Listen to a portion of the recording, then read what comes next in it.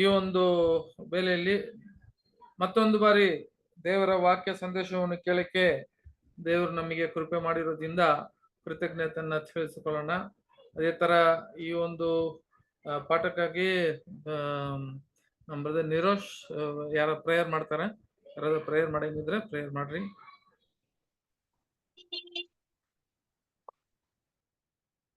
Okay brother, ಪ್ರಾರ್ಥನೆ ಮಾಡ್ಕೊಳ್ಳೋಣ. ಸಮಸ್ತ ಜೀವರಾಶಿಗಳನ್ನು ಉಂಟು ಮಾಡಿ ಸಾಕಿ ಸಲಹಿ ಬರುತ್ತಿರುವಂತ ಪರಲೋಕದ ತಂದೆಯ ದೇವರೇ, ನಿಮ್ಮ ನಾಮ ಮಹಿಮೆ ಉಂಟಾಗಲಿ, ಘನ ಉಂಟಾಗಲಿ. ತಂದೆಯೇ, ನಿಮ್ಮ ಒಂದು ಅನುಗ್ರಹದಿಂದ ಇದುವರೆಗೂ ನಮ್ಮೆಲ್ಲರನ್ನು ಜೀವಿತರ ಸಂಖ್ಯೆಯಲ್ಲಿ ಎಣಿಸಿ ಈ ಒಂದು ಸಂಜೆ ವೇಳೆಯಲ್ಲಿ ದೇವ ದರ್ಶನ ಗೂಡಾರ ಎಂಬ ವಿಶೇಷವಾದಂತ ಒಂದು ಪಾಠವನ್ನು ನಮಗೆ ದಯಪಾಲಿಸೋದಕ್ಕಾಗಿ ನಿಮಗೆ ವಂದಿಸ್ತೇವೆ. ನಿಮ್ಮ ನಾಮವನ್ನು ಘನಪಡಿಸ್ತೇವೆ. ತಂದೆಯೇ, ಈ ಒಂದು ಪಾಠಗಳನ್ನು ಕೇಳಿ ಅದರಲ್ಲಿರುವಂತ ಅಂಶಗಳನ್ನು ನಮ್ಮ ಹೃದಯದಲ್ಲಿಯೂ ನಮ್ಮ ಮನಸ್ಸಿನಲ್ಲಿಯೂ ನಾವು ಇಟ್ಟುಕೊಂಡು ನಮ್ಮ ಒಂದು ರಕ್ಷಣೆಗೆ ಸಂಬಂಧಪಟ್ಟಂತ ಒಳ್ಳೆ ಓಡಲಿಕ್ಕೆ ಸಹಾಯ ಮಾಡಿ ಅಂತ ಬೇಡುವಂತವ್ರ ಆಗಿದ್ದೇವೆ. ಹಾಗೇನೆ ತಂದೆಯ ದೇವರೇ, ಇನ್ನು ಅನೇಕ ಸಹೋದರ ಸಹೋದರಿಯರು ಬರಬೇಕಾಗಿದೆ. ಅವರು ಕೂಡ ತಕ್ಕ ಸಮಯಕ್ಕೆ ಲಾಗಿನ್ ಆಗೋದಕ್ಕೆ ಸಹಾಯ ಮಾಡಿ.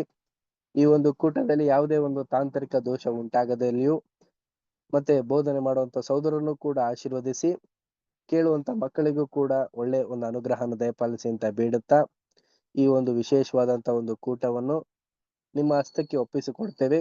ನಿಮ್ಮ ಒಂದು ತ್ರಾಣವುಳ್ಳ ಹಸ್ತದ ಮುಖಾಂತರ ನಡೆಸ್ಕೊಡ್ಬೇಕಾಗಿ ಅಂತ ಕೇಳುತ್ತಾ ಈ ಒಂದು ಪ್ರಾರ್ಥನೆಯನ್ನ ನಮ್ಮ ಪ್ರಭು ನಮ್ಮ ರಕ್ಷಕರಾದಂತ ಯೇಸು ಕ್ರಿಸ್ತರ ಹೆಸರಲ್ಲಿ ಬೇಡ್ತೇನೆ, ಪರಲೋಕದ ತಂದೆಯೇ, ಆಮೇನ್.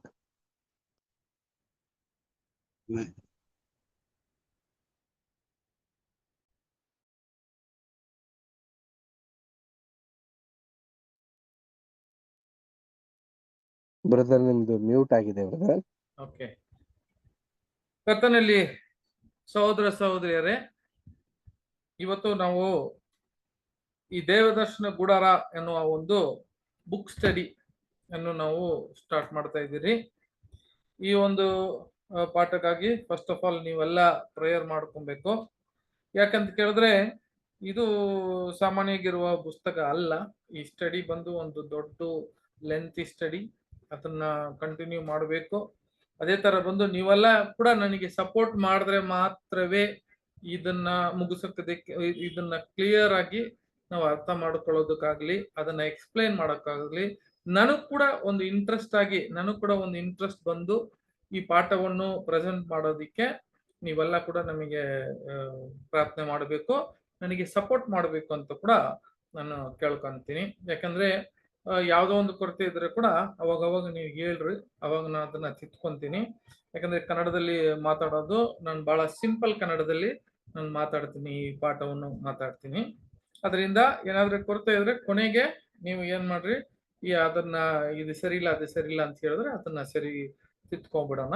ಅದೇ ತರ ಸಹೋದರ ಸಹೋದರಿಯರೇ, ಈ ಪಾಠ ಮುಗಿದ ಮೇಲೆ ಒಂದೊಂದು ಪಾಠಕ್ಕೆ ಕೂಡ ಈ ಪ್ರಿಫೇಸ್ ಅಂತ ಹೇಳುವಾಗ ನಾವು ಕೆಲವು ಮುನ್ನೋಡಿಗಳು ನೋಡ್ಬಿಟ್ಟು ನಾವು ಈ ಪಾಠವನ್ನ ಶುರು ಮಾಡ್ತೀವಿ.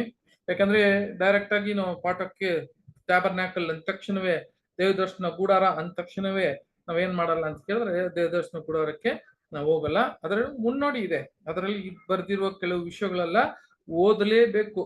ಯಾಕಂತ ಕೇಳಿದ್ರೆ ಇದು ಈ ಒಂದು ಪುಸ್ತಕ ಯಾರು ಬರ್ದಿರೋದು ಅಂತ ಕೇಳಿದ್ರೆ, ಯಾವ ಪುಸ್ತಕ ನನ್ನ ಒಂದು ಸ್ವಂತ ಒಂದು ಜ್ಞಾನದಿಂದನೋ ಅಲ್ವಾ ಒಂದು ಅಲ್ದಿರೋ ಒಂದು ನನ್ನ ಒಂದು ಸ್ವಂತ ಸ್ಟಡಿಯಲ್ಲಿ ಮಾಡಿ ಅದನ್ನ ನಾನು ಪ್ರೆಸೆಂಟ್ ಮಾಡ್ತೀನಿ ಅಂತಲ್ಲ. ಇದು ಸಹೋದರರು ಬರ್ದಿರುವ ಪುಸ್ತಕದಲ್ಲಿದಿಂದ ನಾನು ಏನ್ ಮಾಡ್ತೀನಿ ಅಂತ ಹೇಳಿದ್ರೆ ಈ ಸಬ್ಜೆಕ್ಟ್ ಅನ್ನು ಪ್ರೆಸೆಂಟ್ ಮಾಡ್ತೀನಿ. ಸುಮಾರು ಒಂದು 3/4 ಗಂಟೆನೆ ಮಾತಾಡೋದು. ಒಂದು 3/4 ಗಂಟೆಯಿಂದ 50 ನಿಮಿಷ ಮಾತ್ರವೇ ಈ ಸಬ್ಜೆಕ್ಟ್ಗಳು ಬುಧವಾರ ಇರ್ತದೆ.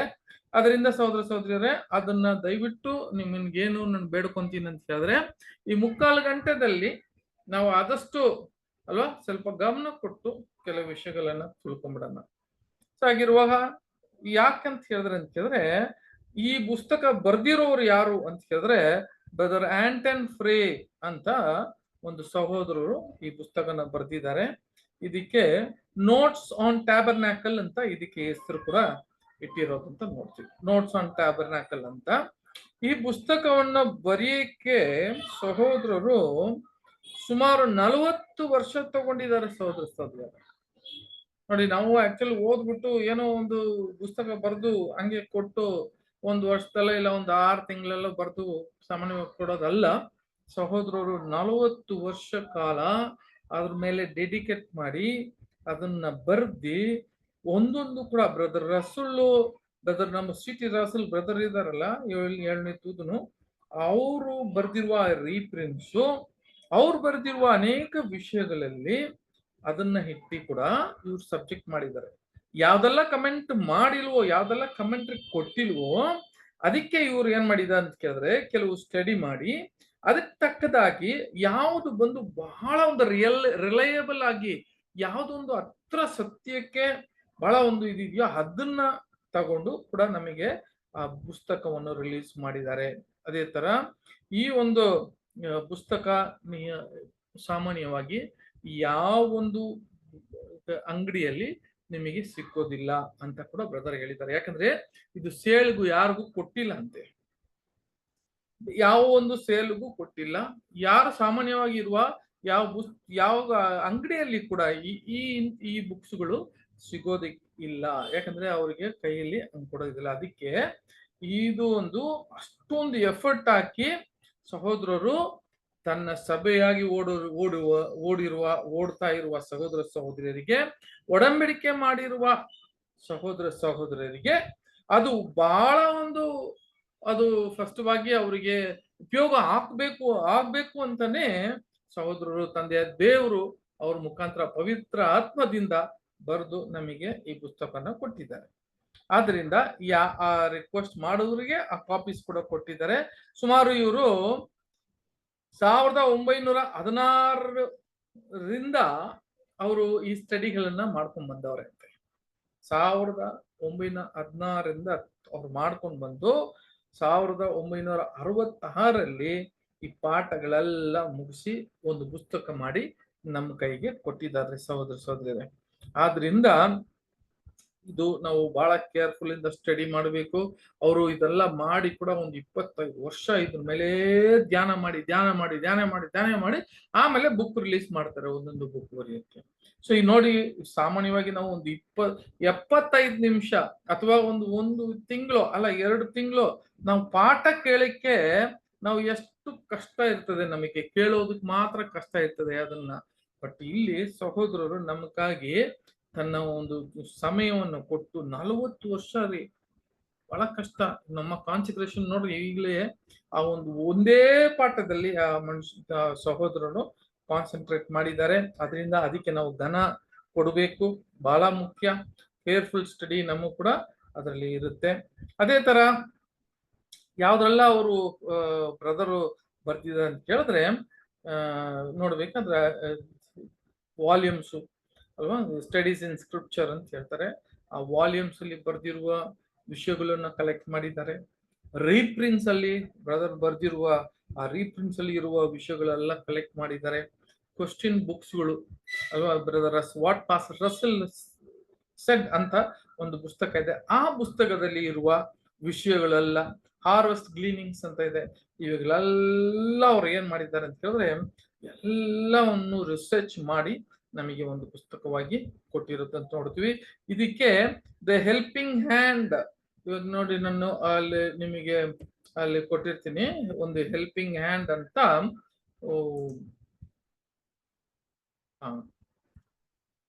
ಈ ಪುಸ್ತಕ ನಿಮಗೆಲ್ಲ ಕಾಣುತ್ತಲ್ಲ, ಈ ಪುಸ್ತಕ ನೋಡ್ರಿ. ಇದರಲ್ಲಿ ಫಸ್ಟ್ ಬಂದು the helping hand in the study of tabernacle of shadows ಅಂತ ಹೇಳಿ ಒಂದು ಚಿಕ್ಕ ಪುಸ್ತಕನೇ ಅದಿತ್ತು. ಆಮೇಲೆ ಬ್ರದರ್ ರಸುಲ್ ಮುಖಾಂತರ ಅದು tabernacle shadows of the better sacrifices ಅಂತ ಒಂದು ಪುಸ್ತಕ ಬಂತು. ಇವಾಗ ಅದನ್ನ ಇವೆರಡನ್ನು ನೋಡಿ ಕೂಡ ಸಹೋದರರು ಒಂದು ದೊಡ್ಡ ಪುಸ್ತಕನ ನಮಗೆ ಏನ್ ಮಾಡಿದ್ದಾರೆ ಅಂತ ಕೇಳಿದ್ರೆ ಅವರು ಕೊಟ್ಟಿದ್ದಾರಂತ ಸಹೋದರ ಸಹೋದರ ನೋಡ್ತೀವಿ. ಸೊ ಇದಕ್ಕೆ ಯಾರಕ್ಕೆಲ್ಲ ಅಲ್ವಾ, ಇದು ಈ ಕ್ಲಾಸ್ ಮುಗಿದ ಮೇಲೆ ಯಾರಿಗೆಲ್ಲ ನೀವು ಈ ಕ್ಲಾಸ್ಗಳು ಬೇಕು, ಈ ಬುಕ್ಸ್ಗಳು ಬೇಕು ಅಂತ ಕೇಳಿದ್ರೆ ಸಹೋದರ ಮುಖಾಂತರ ಕೂಡ ನಾವು ಇದನ್ನ ನಿಮಗೆ ಕಳಿಸ್ತೀವಿ, ಇದು ಕೊಡ್ತೀವಿ ಅಂತ ನೋಡ್ತೀವಿ. ಸರಿ, ಹಂಗಿರುವಾಗ ಸಹೋದರ ಸಹೋದರರೇ ಈ ಪಾಠ ಅಂತ ಹೇಳುವಾಗ first over view of the chapter. Over view ಅಂತ ಹೇಳುವಾಗ ಒಂದು ಮುನ್ನೋಡಿ, ಫಸ್ಟ್ ಮುನ್ನೋಡಿ ದೇವದರ್ಶನ ಗುಡಾರಕ್ಕೆ ಹೋಗೋದಕ್ಕೂ ಮುಂಚೆ ಒಂದು ಮುನ್ನೋಡಿ ಬಂದು ವಿಷಯಗಳು ಬಹಳ ಮುಖ್ಯ ನಮಗೆ. ಸೊ ಅದಕ್ಕೆ ಇದು ಟೋಟಲ್ ಎಷ್ಟು ಪೇಜ್ ಇದೆ ಅಂತ ಹೇಳಿದ್ರೆ 702 ಪೇಜ್ಗಳು ಈ ಬ್ರದರ್ ಬರ್ದಿದ್ದಾರೆ. 702 ಪೇಜಸ್, ಸುಮಾರು ಒಂದು 21 ಚಾಪ್ಟರ್ ಐತೆ. ಈ ಒಂದು 21 ಚಾಪ್ಟರ್ ಅಲ್ಲಿ ನಮಗೆ ಏನ್ ಮಾಡಿದ್ದಾರೆ ಅಂತ ಹೇಳಿದ್ರೆ ಈ ದೇವದರ್ಶನ ಗುಡಾರವನ್ನು ಆದಷ್ಟು ನಮಗೆ ಅಂಡರ್ಸ್ಟ್ಯಾಂಡ್ ಆದಂಗೆ, ನಮಗೆ ಅರ್ಥ ಆದಂಗೆ ಕೆಲವು ವಿಷಯಗಳನ್ನು ಕೊಟ್ಟಿದ್ದಾರೆ. ಅದನ್ನ ನಾವು ಸ್ಟಾರ್ಟ್ ಮಾಡೋಣ. ಚಾಪ್ಟರ್ 1 ಅಂತ ಅವರು ಬರೀತಾರೆ. ಆ ಚಾಪ್ಟರ್ 1 ಅಲ್ಲಿ ಮುನ್ನೋಡಿ ಅಂತ ಬರೀತಾರೆ. ಸಹೋದರ ಸಹೋದರರೇ, ಇದ್ರಲ್ಲಿ ನೋಡ್ಬೇಕಾದ್ರೆ ಯಾತಕ್ಕಾಗಿ ನಾವು ಇವತ್ತು ಈ ಒಂದು ದೇವದರ್ಶನ ಗುಡಾರವನ್ನು ನಾವು ಸ್ಟಡಿ ಮಾಡಬೇಕು, ಅದನ್ನ ಯಾಕೆ ಓದ್ಬೇಕು, ಅದು ಯಾಕೆ ಅದನ್ನ ತಿಳ್ಕೊಬೇಕು ಅಂತ ನಾವು ನೋಡ್ತೀವಿ. ಯಾಕಂತ ಕೇಳಿದ್ರೆ ಇದು ಒಂದು ಹಳೆಯ ಒಡಂಬಡಿಕೆ ಇದ್ದಿದ್ದ ಒಂದು ಕಟ್ಟಡ, ಅಥವಾ ಒಂದು ಏನಾಗಿದೆ ಅಂತ ಕೇಳಿದ್ರೆ ಒಂದು ಅವರು ಆರಾಧನೆ ಮಾಡುವ ಒಂದು ಹಳೆ ಒಡಂಬಡಿಕೆಯಲ್ಲಿ ಬರ್ತಿರುವ ಒಂದು ಕಾರ್ಯಗಳು ಅಂತ ನಾವು ನೋಡ್ತೀವಿ ಹಳೆ ಒಡಂಬಡಿಕೆಯಲ್ಲಿ. ಅದೇ ತರ ಏನಾಯ್ತು ಅಂತ ಕೇಳಿದ್ರೆ ಹಳೆ ಒಡಂಬಡಿಕೆಯಲ್ಲಿ it is a finished story ಅಂತ ಹೇಳ್ತಾರೆ. ಫಿನಿಶ್ ಸ್ಟೋರಿ ಅಂತ ಹೇಳುವಾಗ ತಂದೆಯ ದೇವರು ಅವರಿಗೆ ಒಂದು ದೇವದರ್ಶನ ಗುಡಾರವನ್ನು ಕೊಟ್ಟರು. ಆ ದೇವದರ್ಶನ ಗುಡಾರ ಮುಖಾಂತರ ಅವರಿಗೆ ಅನೇಕ ಆರಾಧನೆಗಳನ್ನು ಮಾಡಿದ್ರು, ಬೇರೆ ವಿಷಯಗಳನ್ನ ಮಾಡಿದ್ರು, ಅದರಲ್ಲಿ ಯಜ್ಞಗಳೆಲ್ಲ ಸೆಳೆಸಿದ್ರು. ಆದ್ರೆ ಕಾಲ ಬರುವಾಗ ಈ ಒಂದು ದೇವದರ್ಶನ ಗುಡಾರ ಎಲ್ಲೋಯ್ತು ಅಂತ ನಮ್ಗೆ ಗೊತ್ತಿಲ್ಲ. ಅದು ಮುಗೀತು, ವಿಷಯ ಮುಗೀತು, ಅದರ ಕಾಲ ಮುಗೀತು. ಅದರ ದೇವದರ್ಶನ ಗುಡಾರ ಇನ್ನು ಮುಂದೆ ಇಲ್ಲ ಅಂತ ನಮ್ಗೆ ಗೊತ್ತು. ಆದ್ರೆ ಕೂಡ ನಾವು ಇವತ್ತು ಏನ್ ಮಾಡ್ತಾ ಇದ್ದೀರಿ ಅಂತ ಕೇಳಿದ್ರೆ ಈ ದೇವದರ್ಶನ ಗುಡಾರ ಬಗ್ಗೆ ಸ್ಟಡಿ ಮಾಡಬೇಕು, ಅದರ ಒಂದು ಅರ್ಥ ಮಾಡ್ಕೊಬೇಕಾದ್ರೆ ಅವಶ್ಯಕತೆ ಏನಿದೆ, ಅದರಲ್ಲಿ ಅಂಥದ್ದು ಏನಿದೆ. ಯಾಕಂದ್ರೆ ಫಿನಿಶ್ ಸ್ಟೋರಿ ಅದೊಂದು ಮಾಡಿದ್ರು, ಅದನ್ನ ಕಟ್ಟಿದ್ರು, ಅದರಲ್ಲಿ ಏನ್ ಮಾಡ್ಬೇಕು ಅದೆಲ್ಲ ಮಾಡಿಸಿದ್ರು ತಂದೆಯ ದೇವರು ಇಸ್ರೇಲ್ ಮಕ್ಕಳ ಮುಖಾಂತರ ಇವೆಲ್ಲ ಮಾಡಿದ್ರು. ಆದ್ರೆ ಕೂಡ ಅದನ್ನ ಏನಾಯ್ತು ಅಂತ ಕೇಳಿದ್ರೆ ಕೊನೆಗೆ ಆ ದೇವದರ್ಶನ ಗುಡಾರ ಇಲ್ದಿರ ಒಂದು ಜಾಗ ಎಲ್ಲಿದೆ ಅಂತ ನಮಗೆಲ್ಲ ಗೊತ್ತಿಲ್ಲ. ಅದೆಲ್ಲ ಕಂಪ್ಲೀಟ್ ಅದು ನಾಶವಾಯ್ತು ಅಂತ ಕೂಡ ನೋಡ್ತೀವಿ. ಆದ್ರೆ ಅದರ ಎಲ್ಲ ಬ್ಲೂ ಪ್ರಿಂಟ್ಗಳು, ಅದರಲ್ಲಿ ಒಂದೊಂದು ವಿಷಯ ಕೂಡ ನಮ್ಮ ಬೈಬಲ್ ಅಲ್ಲಿ ಬರ್ದಿರುವ ವಿಷಯಗಳು ಇದೆ. ಆದ್ರಿಂದ what is the divine purpose ಹಂಗಂತ ಕೇಳಿದ್ರೆ ಯಾತಕ್ಕಾಗಿ ತಂದೆಯ ದೇವರು ಈ ಒಂದು ದೇವದರ್ಶನ ಗುಡಾರ ಅದರಲ್ಲಿ ನಡೆಯುವ ಒಂದೊಂದು ಸರ್ವಿಸ್ ನ ಬರೆದು ನಮಗೆ ಮಕ್ಕಳಿಗೆ ಆ ದೇವರು ಮಕ್ಕಳಿಗೆ ಕೊಡ್ಬೇಕಂತ ಅವಶ್ಯಕತೆ ಏನಿತ್ತು ಅಂತ ನೋಡುವಾಗ ಒಂದು ವಾಕ್ಯ ಕೂಡ ಓದನನ್ರಿ.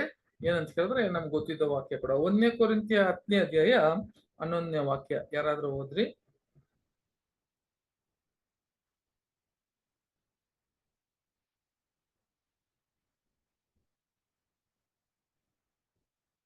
ಅವರಿಗೆ ಸಂಭವಿಸಿದ ಈ ಸಂಗತಿಗಳು ನಿದರ್ಶನ ರೂಪವಾಗಿವೆ ಮತ್ತು ಈಗಾಂತ್ಯಕ್ಕೆ ಬಂದಿರುವವರಾದ ನಮಗೆ ಬುದ್ಧಿವಾದಗಳಾಗಿ ಬರ್ತವೆ. ನೋಡಿದ್ರ, ಅವ್ರಿಗೆ ಸಂಭವಿಸಿದ ಒಂದೊಂದು ವಿಷಯ ಕೂಡ ನಿದರ್ಶನವಾಗಿ ರೂಪದಲ್ಲಿ ಯಾವುದೋ ಒಂದು ಇತ್ತಂತೆ.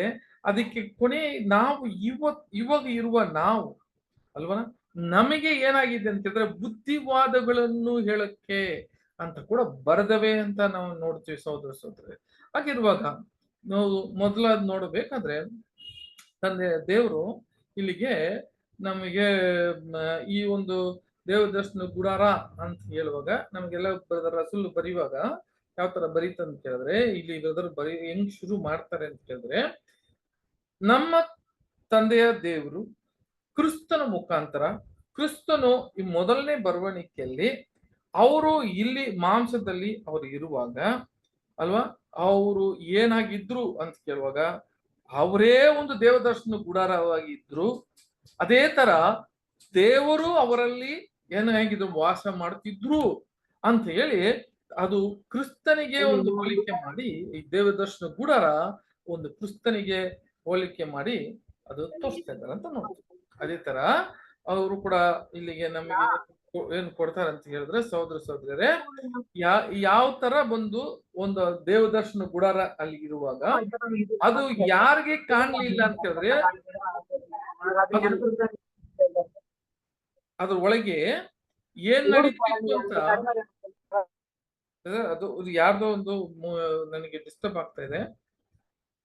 ಅದ್ರ ಒಳಗೆ ಇದ್ದ ಮಹಿಮೆಯನ್ನು ಯಾರಿಗೂ ಕಾಣ್ದಿರ ಬಹಳ ಒಂದು ರಹಸ್ಯವಾಗಿ ನಡೆದಿರುವ ಒಂದು ಕಾರ್ಯಗಳು, ಆರಾಧನೆಗಳನ್ನು ಅದು ಯಾರು ಕಂಡು ಬಂದಿಲ್ಲ ಅಂತ ಹೇಳಿದ್ರೆ ಹೊರಗಿರುವವರಿಗೆ ಅದಕ್ಕೆ ಕಾಣಲಿಲ್ಲ. ಅದೆಲ್ಲ ಮುಚ್ಚಿಬಿಟ್ಟು ಅದ್ರೊಳಗೆ ನಡೆದಿರುವ ಕಾರ್ಯಗಳೆಲ್ಲ ಯಾರಿಗೂ ಕಂಡು ಬರ್ಲಿಲ್ವೋ, ಅದೇ ತರ ಈ ಟೈಮಲ್ಲಿ ಕೂಡ, ಈ ಒಂದು ಸಮಯದಲ್ಲಿ ಕೂಡ ಸಭೆಯಲ್ಲಿ ಈ ಒಂದು ದೇವದರ್ಶನ ಗೂಡಾರ ಬಂದು ಹೆಂಗೆ ಆ ಸಭೆಯಲ್ಲಿ ನಡೀತಾ ಇರುವ ಒಂದೊಂದು ಮಹಿಮೆಯ ಕಾರ್ಯಗಳು ಯಾರಿಗ್ ಬರ್ತಿಲ್ಲ, ಯಾರಿಗೂ ಗೊತ್ತಿಲ್ಲ ಅಂತ ಹೇಳಿದ್ರೆ ಈ ಲೋಕದ ಮಕ್ಕಳಿಗೆ ಅದ್ರೊಳಗೆ ನಡೆಯುವ ಒಂದೊಂದು ಸರ್ವಿಸು ಅಂತ ಹೇಳುವಾಗ ಅವರ ಒಂದು ಆರಾಧನೆ ಮಾಡುವ ಒಂದೊಂದು ವಿಷಯ ಕೂಡ, ಅವರ ಒಂದು ಆ ಯಜ್ಞದ ಬಲಿಗಳು ನಡೀತಾ ಇರುವ ಒಂದೊಂದು ಮಹಿಮೆ ಕೂಡ ಯಾರಿಗೆ ಕಂಡು ಬಂದಿಲ್ಲ ಅಂತ ಹೇಳಿದ್ರೆ ಈ ಲೋಕಕ್ಕೆ ಗೊತ್ತಿಲ್ಲ.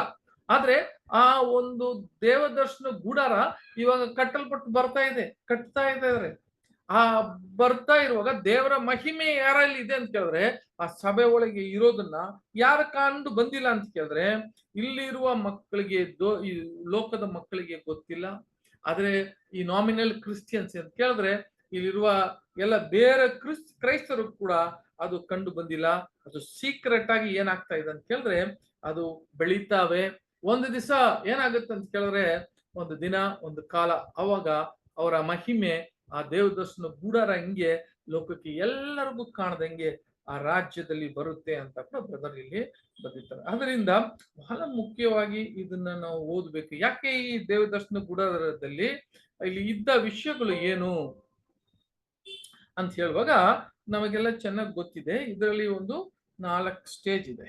4 ಸ್ಟೇಜ್ ಅಂತ ಫಸ್ಟ್ ಇದನ್ನ ಬೇಸಿಕ್ ಆಗಿ ನೋಡ್ತೀವಿ. ಇದನ್ನ ನೋಡುವಾಗ ಬರೀ ಒಂದು ಸ್ಟ್ರಕ್ಚರ್ ಮಾತ್ರವೇ, ಆದ್ರೆ ಇದರ ಒಂದು 4 ಸ್ಟೇಜ್ ಇದೆ. ಫಸ್ಟ್ ನೋಡ್ಬೇಕಾದ್ರೆ ವಾಕ್ಯದ ಮುಖಾಂತರ ಅದನ್ನ ನೋಡ್ಬೋದು. ಹಿಂಗೆ ಆ ವಾಕ್ಯಗಳನ್ನ ಓದೋಣ.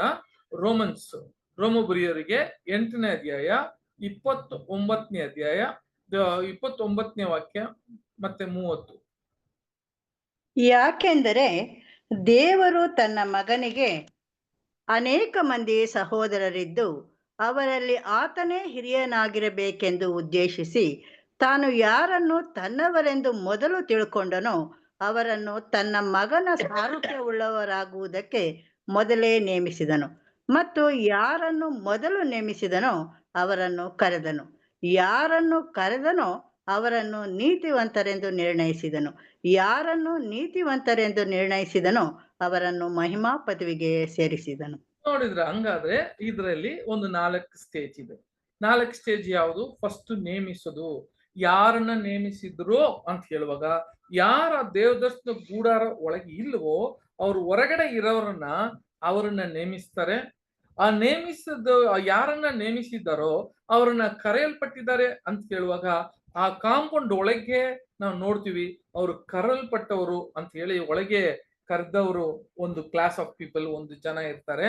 ಯಾರನ್ನ ಕರೆದಿದಾರೋ ಅದ್ರ ಒಳಗೆ ಹೋಗೋರು ಯಾರಂತ ಕೇಳಿದ್ರೆ, ಆ ಪರಿಶುದ್ಧ ಸ್ಥಳಕ್ಕೆ ಹೋಗೋರು ಯಾರಂತ ಕೇಳಿದ್ರೆ ನೀತಿವಂತರಾಗಿ ಇರುವವರೇ ಆ ಪರಿಶುದ್ಧ ಸ್ಥಳಕ್ಕೆ ಹೋಗಕ್ ಸಾಧ್ಯ.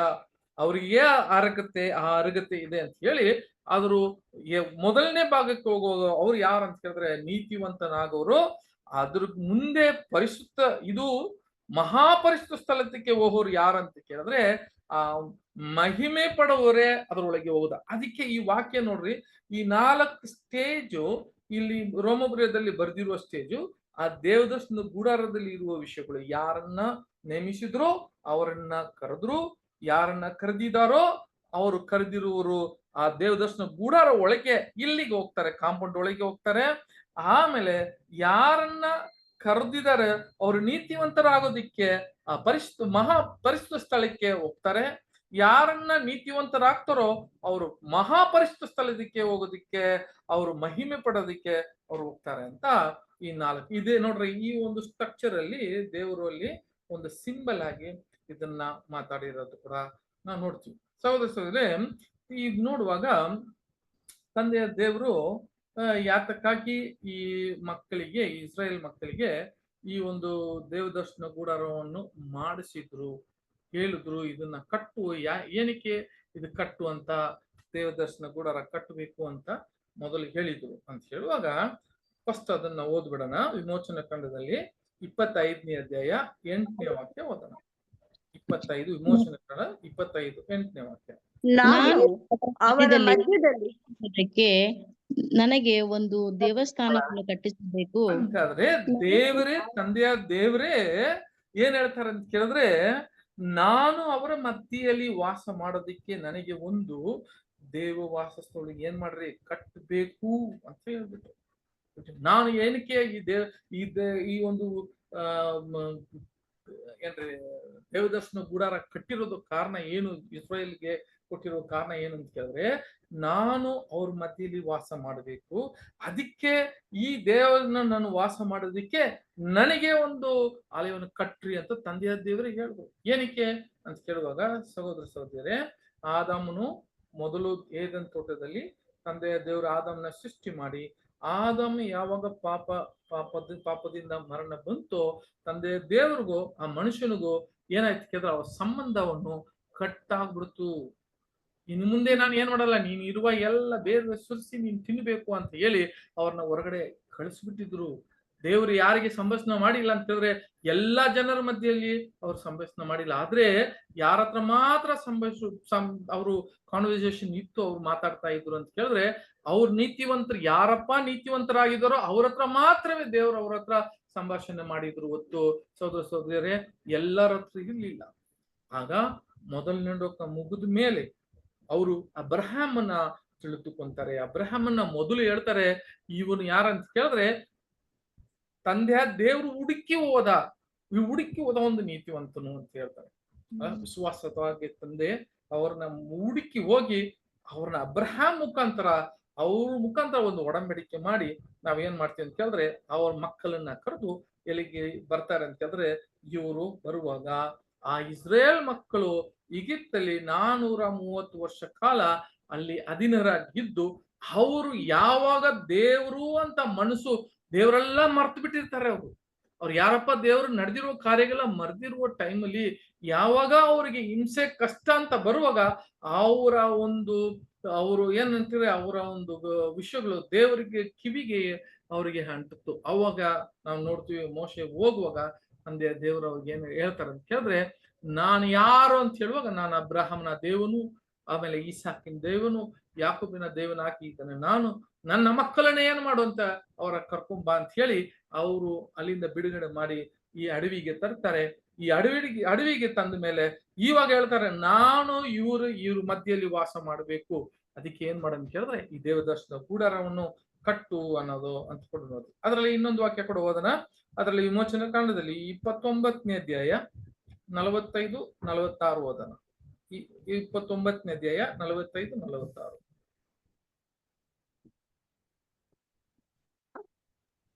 ನಾನು ಇಸ್ರಾಯೇಲರ ಮಧ್ಯದಲ್ಲಿ ವಾಸವಾಗಿದ್ದು ಅವರಿಗೆ ದೇವರಾಗಿರುವೆನು. ತಮ್ಮ ಮಧ್ಯದಲ್ಲಿ ವಾಸಿಸುವುದಕ್ಕಾಗಿಯೇ ತಮ್ಮನ್ನು ಐಗುಪ್ತ ದೇಶದಿಂದ ಹೊರಗೆ ಬರಮಾಡಿದ ತಮ್ಮ ದೇವರಾದ ಯೆಹೋವನು ನಾನೇ ಎಂದು ಅವರು ತಿಳ್ಕೊಳ್ಳುವರು. ನಾನು ಅವರ ದೇವರಾದ ಯೆಹೋವನೇ. ಹಂಗಾದ್ರೆ ನಾನೇ ದೇವರು ಅಂತ ತಿಳ್ಕೊಬೇಕು, ಆ ಮಹಿಮೆಯನ್ನ ಅವ್ರು ಕಾಣಬೇಕು. ಯಾರ ದೇವರಂತ ತಿಳ್ಕೊಬೇಕಂತ ಅವ್ರ ಮಧ್ಯೆಯಲ್ಲಿ ವಾಸ ಮಾಡೋದಿಕ್ಕೆ ನೀನ್ ಏನ್ ಮಾಡ್ತಿದ್ದ, ಈಗಿಪ್ತಿಂದ ಅವರನ್ನ ಹೊರಗೆ ಕರ್ಕೊಂಡ್ ಬಂದ ದೇವ್ರು ನಾನೇ ಅಂತ ಅವರು ತಿಳ್ಕೊಬೇಕು. ನಾನು ಎಂತವ್ರು, ಇವರೆಲ್ಲ ಅವ್ರ ಮಕ್ಕಳಂತ ತಿಳ್ಕೊಬೇಕು ಅಂತ ಹೇಳಿ ಅವರಿಗೆ ಏನ್ ಮಾಡ್ತಾರೆ, ವಾಸ ಮಾಡೋದಿಕ್ಕೆ ಒಂದು ಗೂಡಾರವನ್ನು ಮಾಡಿದ್ರು.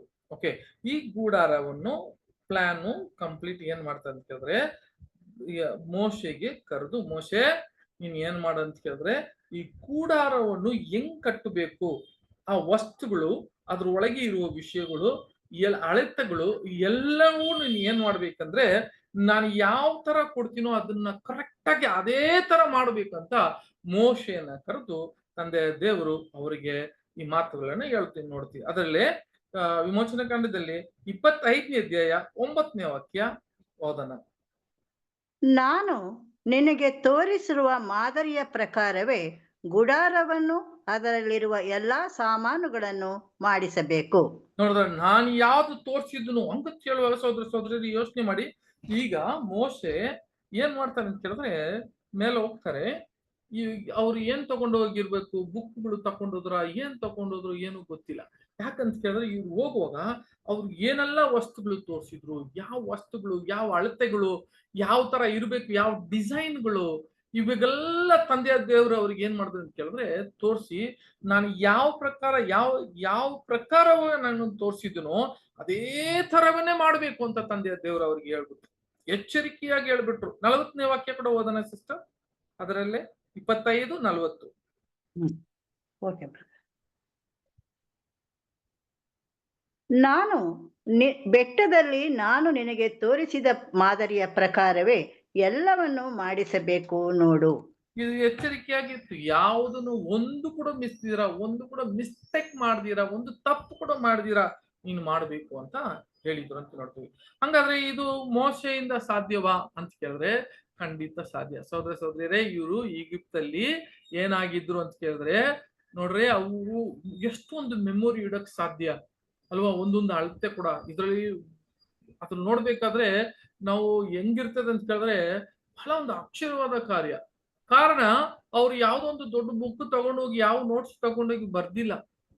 ಅಂದ್ರೆ ಮೆಮೊರಿಯಲ್ಲಿ ಅಂತ ಕೇಳುವಾಗ ಹೆಂಗೆ ಸಾಧ್ಯ ಅಂತ ಕೇಳುವಾಗ, ಮೋಶೆ ಈಜಿಪ್ತಲ್ಲಿ ಇರುವಾಗ ಅವ್ರು ಏನಾಗಿದ್ರು ಅಂತ ಹೇಳುವ ಸಹೋದರ ಸಹೋದರಿಯರೇ, ಈ ವಾಸ್ ಅನ್ ಆರ್ಕಿಟೆಕ್ಟ್ ಅನ್ನುವಾಗ ಅವರು ಒಂದು ಇಂಜಿನಿಯರ್ ಆಗಿದ್ರು, ದೊಡ್ಡ ಇಂಜಿನಿಯರ್ ಅವರು.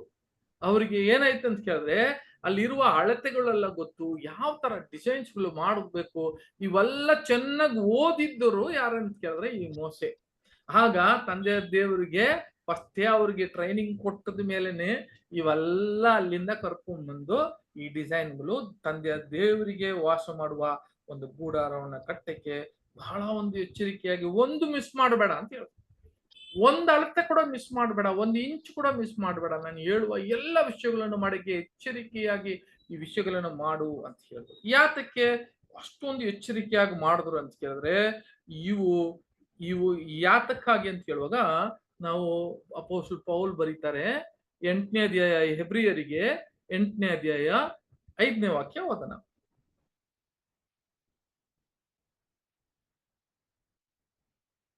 ಅವರು ಪರಲೋಕದಲ್ಲಿರುವ ದೇವಾಲಯದ ಪ್ರತಿರೂಪವು ಛಾಯೆಯೂ ಆಗಿರುವ ಆಕೆಯಲ್ಲಿ ಯಾಜಕತ್ವವನ್ನು ನಡೆಸುವವರು ಮೋಶೆಯ ದೇವದರ್ಶನ ಗುಡಾರವನ್ನು ಮಾಡುವುದಕ್ಕಾಗಿದ್ದಾಗ ಬೆಟ್ಟದಲ್ಲಿ ನಾನು ನಿನಗೆ ತೋರಿಸಿದ ಮಾದರಿಯ ಪ್ರಕಾರವೇ ಎಲ್ಲವನ್ನು ಮಾಡಿಸಬೇಕು ಎಂಬ ದೈವಕ್ತಿಯು ಅವನಿಗೆ ಉಂಟಾಯ್ತಲ್ಲ. ನೋಡಿದ್ರ, ಹಾಗಾದ್ರೆ ಅವರು ಈ ಕಾರ್ಯಗಳೆಲ್ಲ ಏನ್ ಕೇಳಿದ್ರೆ ಪರಲೋಕದಲ್ಲಿ ಇರುವ ದೇವಾಲಯ ಅಂತ ಹೇಳ್ಬಿಟ್ಟು. ಸಹೋದರ ಸಹೋದರಿಯರೇ, ನೀನು ಯಾಕೆ ಒಂದು ನಾನು ತೋರಿಸಿದ ಪ್ರಕಾರವೇ ನೀವು ಉಂಟು ಮಾಡಬೇಕು ಅಂತ ಹೇಳಿದಕ್ಕೆ ಕಾರಣ ಏನಕ್ಕಿದ್ರೆ ಇವು ಯಾವುದು ಅಂತ ಹೇಳಿದ್ರೆ ಪರಲೋಕದಲ್ಲಿ ದೇವಾಲಯ ಪ್ರತಿರೂಪವಾಗಿ ಇರುವ ಅದು ಒಂದು ಛಾಯವಾಗಿದೆ. ಆದ್ದರಿಂದ ಈ ಆಲಯವು ಯಾವ ತರ ಇರ್ಬೇಕಂತ ಕೇಳಿದ್ರೆ ಪರಲೋಕಕ್ಕೆ ಹೋಗುವವರು ಮಾತ್ರ ಅಲ್ಲ, ಪರಲೋಕದಲ್ಲಿ ನಡೆಯುವ ಒಂದು ಆರಾಧನೆಗೆ ಅದು ಛಾಯವಾಗಿದೆ. ಆದ್ರಿಂದ ಬಹಳ ಹುಷಾರಾಗಿ ಇದನ್ನ ಉಂಟು ಮಾಡಬೇಕು ಅಂತ ಯಾರಿಗೆ ಹೇಳ್ಬಿಟ್ರು ಅಂತ ಕೇಳಿದ್ರೆ ಮೋಶೆಗೆ ಹೇಳಿರೋದಂತ ನೋಡ್ತೀವಿ. ಅದೇ ತರ ಕೂಡ ಇದು ಯಾರ ಬಗ್ಗೆ ಅಂತ ಕೇಳಿದ್ರೆ ಇದು ಅವತ್ತು ಬರೆದು ಅವತ್ತೇ ಮುಗಿದ್, ನಾನು ಹೇಳಿದ್ನಲ್ಲ ಅವಾಗೆ ಅದನ್ನು ಉಂಟು ಮಾಡಿ ಸ್ವಲ್ಪ ಕಾಲದಲ್ಲಿ ಅದು ಇಲ್ದಿರ ಹೋಯ್ತು. ಆದ್ರೆ ಕೂಡ ಅವೆಲ್ಲ ಅವ್ರಿಗಲ್ಲ, ಅದೆಲ್ಲ ನಮಗೆ ನಿರ್ದೋಷವಾಗಿತ್ತು. ಇಲ್ಲಿ ಕೊನೆಯಲ್ಲಿ ಬಾಳುವ ನಮಗೆ ಅವು ಬುದ್ಧಿಪಾಠಗಳಾಗಿ ಏನ್ ಮಾಡಿದ್ರು ಅಂತ ಕೇಳಿದ್ರೆ ತಂದೆಯ ದೇವರು ಅದನ್ನ ಬರೆದಿಟ್ಟಿದ್ರು. ಅದಕ್ಕೆ ಅವರು ಇನ್ನೊಂದು ವಾಕ್ಯ ಕೂಡ ಹೆಬ್ರಿಯರಿಗೆ 10ನೇ ಅಧ್ಯಾಯ 1ನೇ ವಾಕ್ಯ ಓದೋಣ ಸಿಸ್ಟರ್. ಹೆಬ್ರಿಯರಿಗೆ 10ನೇ ಅಧ್ಯಾಯ 1ನೇ ವಾಕ್ಯ. ಧರ್ಮಶಾಸ್ತ್ರದಲ್ಲಿ ಮುಂದೆ ಬರಬೇಕಾದ ಮೇಲುಗಳ ಛಾಯೆಯೇ ಹೊರತು ಅವುಗಳ ನಿಜ ಸ್ವರೂಪವಲ್ಲವಾದುದರಿಂದ ಆ ಧರ್ಮಶಾಸ್ತ್ರವು ವರ್ಷಕ್ಕೆ ಪದೇ ಅರ್ಪಿತವಾಗುವ ಒಂದೇ ವಿಧವಾದ ಯಜ್ಞಗಳನ್ನು ಅರ್ಪಿಸಿ ದೇವರ ಸಮೀಪಕ್ಕೆ ಬರುವವರನ್ನು ಎಂದಿಗೂ ಸಿದ್ಧಿಗೆ ತರಲಾರದು. ಹಂಗಾದ್ರೆ ಆ ಧರ್ಮಶಾಸ್ತ್ರದಲ್ಲಿ ಮುಂದೆ ಬರೆದಿರುವ ಎಲ್ಲವೂ ಏನಂತ ಕೇಳಿದ್ರೆ ಅದು ಬರುವ ಕಾಲದಲ್ಲಿ ಅದು ಒಂದು ಛಾಯೆ ಅಂತ ಹೇಳ್ತಾರೆ, ನಿಜ ಸ್ವರೂಪವಲ್ಲ ಅದು. ಅದು ಬರ್ದಿರುವ, ಅದು ಪದೇ ಪದೇ ಮಾಡಿರುವ ಯಜ್ಞಗಳಲ್ಲ. ಅದೆಲ್ಲ ಒಂದು ಏನಂತ ಕೇಳಿದ್ರೆ ನಿಜ ಸ್ವರೂಪವಲ್ಲ, ಅದೆಲ್ಲ ಮುಂದೆ ಬರುವ ಕಾರ್ಯಗಳು ಅಂತ ಹೇಳಿದ್ರೆ, ಮುಂದೆ ಬರುವ ಕಾರ್ಯಗಳು ನಮ್ಮ ಬಗ್ಗೆ ಹೇಳುವ ಒಂದು ಕಾರ್ಯಗಳು ಅಂತ ಹೇಳಿದ್ರು. ಸಭೆಯಲ್ಲಿ ನಡೆಯುವ ಒಂದು ಕಾರ್ಯಗಳು, ಸಭೆ ಕಟ್ಟುವವರ ಕಾರ್ಯಗಳು, ಪರಲೋಕಕ್ಕೆ ಹೋಗುವ ಆ ಸಭೆಗೆ ಕಾರ್ಯಗಳು, ಬರ್ದಿರುವ ಕಾರ್ಯಗಳು. ಅದರಿಂದ ನೀವು ಏನ್ ಮಾಡಿ ಅಂತ ಕೇಳಿದ್ರೆ ಬಹಳ ಹುಷಾರಾಗಿ ಅದನ್ನ ಒಂದೊಂದು ಕೂಡ ಮಾಡಿ. ಯಾಕಂದ್ರೆ ನನ್ನ ಮಕ್ಕಳು ಅಂತ ಹೇಳಿದ್ರೆ, ನನ್ನ ಮಕ್ಕಳು ಅದನ್ನ ಓದ್ತಾರೆ, ಅದನ್ನ ತಿಳ್ಕೊಂತಾರೆ, ಅದನ್ನ ಪ್ರಕಾರ ನಡಿಬೇಕು. ಆದ್ರಿಂದ ಒಂದು ಕೂಡ ತಪ್ಪಾಗಿ ಮಾಡಬಾರದು ಅಂತ ಹೇಳಿದ್ರು. ಆದ್ರಿಂದ ಸಹೋದರ ಸಹೋದರಿಗಳೇ, ಅವ ಎಲ್ಲ ಯಾವ ಕಾರ್ಯಗಳು ಅದೆಲ್ಲ ಅವತ್ತಿಗೆ ನಿಜ ಸ್ವರೂಪವಲ್ಲ, ಈಗ ನಡೆಯೋದೇ ನಿಜ. ಆದ್ರಿಂದ ಈ ದೇವದರ್ಶನ ಗೂಡಾರದಲ್ಲಿ ನಮ್ಮ ಬಗ್ಗೆ ಬರೆದಿರುವ ವಿಷಯಗಳು, ನಾವು ನಡಿಬೇಕಾಗಿರುವ ವಿಷಯಗಳು, ನಾವು ಪರಲೋಕಕ್ಕೆ ಹೋಗ್ಬೇಕು ಅಂತ ಹೇಳಿದ್ರೆ ಅದಕ್ಕೆ ಒಬ್ಬರಾಗಿ ನಾನು ಇರ್ಬೇಕಂದ್ರೆ ಅದರ ಕಾರ್ಯಗಳ ಬಗ್ಗೆ ಬರ್ದಿರುವ ವಿಷಯಗಳೇ ಈ ಒಂದು ದೇವದರ್ಶನ ಗೂಡಾರದಲ್ಲಿ.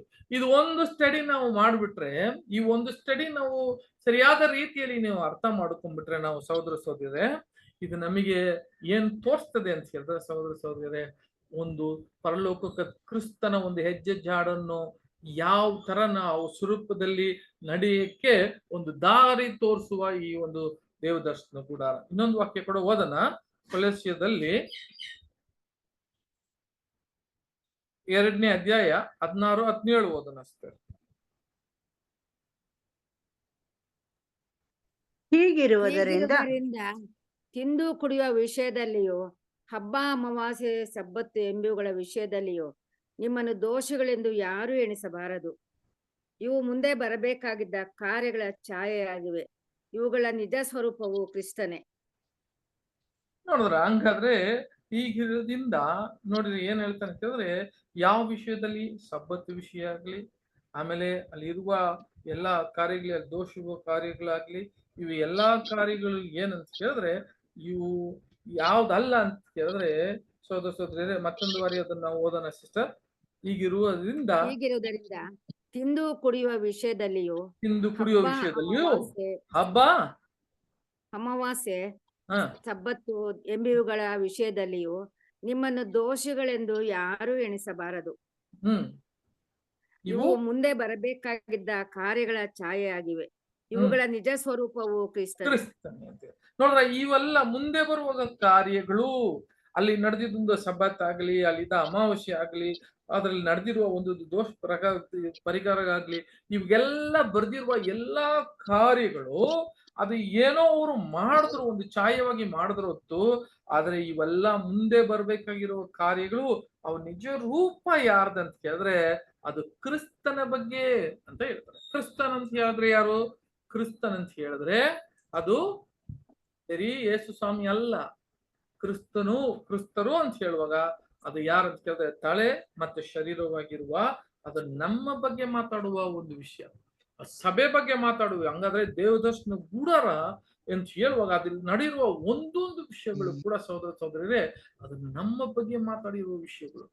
ನಾವು ಹೆಂಗಪ್ಪ ಆ ಪರಿಶುದ್ಧ ತಂದೆಯಾದ ದೇವರು ಪರಿಶುದ್ಧನಾಗಿ ಇರುತ್ತಾರೆ, ಅದೇ ತರ ನಾವು ಕೂಡ ಪರಿಶುದ್ಧರಾಗಿ ಇರಬೇಕು ಅಂತ ಹೇಳಿದ್ರೆ ಅದು ಹೆಂಗಪ್ಪ ಇರೋದು ಅಂತ ಕೇಳಿದ್ರೆ ನಾವು ಸ್ಟಡಿ ಮಾಡಬೇಕು, ಇದನ್ನ ಸರಿಯಾದ ರೀತಿಯಲ್ಲಿ ಅರ್ಥ ಮಾಡ್ಬೇಕು.